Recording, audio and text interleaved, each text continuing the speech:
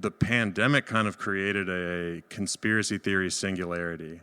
Like, every previously existing conspiracy theory can be folded into plandemic because a pandemic is affecting everyone on Earth.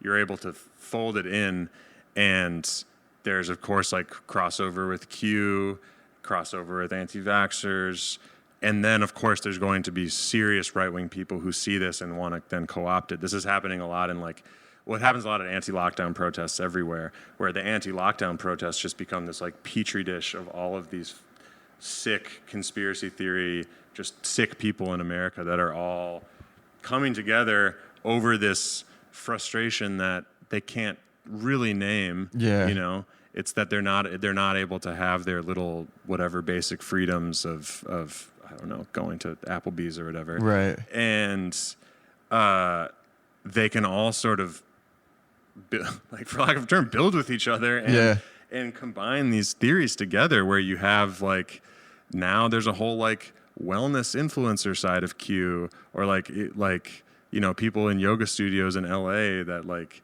the Q is, like, tearing up, like, different wellness circles and like getting into the anti-vax shit, or like in Germany and in Australia now, there's like a lot of neo-Nazis trying to organize at these anti-lockdown rallies. So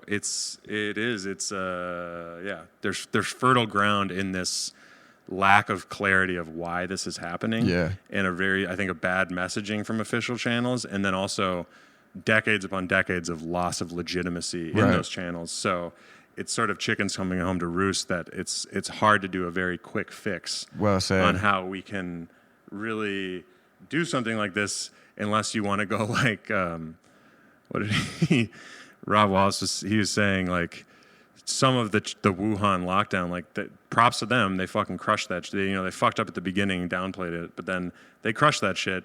Some of it was like totally over the top, unnecessary, draconian shit. Like, you can't go out at, like, the virus can be more active at night or something, like weird stuff like that. But he goes, like, it's like public health with Chinese characteristics, and he's like, we got public health with American characteristics, which means nothing. Right. Exactly. It's like we get surveilled everywhere we go on our phones, but that's not even plugged into some fucking app that can help us. Exactly. You know?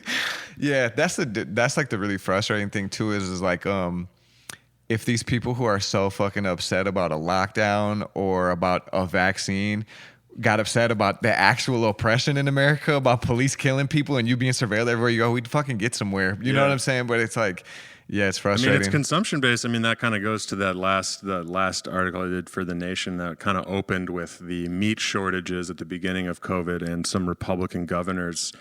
This kind of goes to the beginning of the conversation of advocating to keep the meat packing plants open, because he's like basically threatening civil unrest if people can't get meat. Can't get their meat. Yeah, essentially just being like, you saw what people were freaking out about, like toilet paper. What the fuck you think's going to happen when the meat shortages happen? And it was like, that's kind of, I mean, you don't know if that would have happened, but it's a powerful rhetorical tool and tool of persuasion sort of thing. And that kind of is like right-wing politics in this country right now. It's like, we got a bunch of well-armed toddlers who want their treats, and if you don't get them, we're fucking gonna come storm the Capitol, you know? That is, that's true. That is, the toddlers who want their treats. That is very...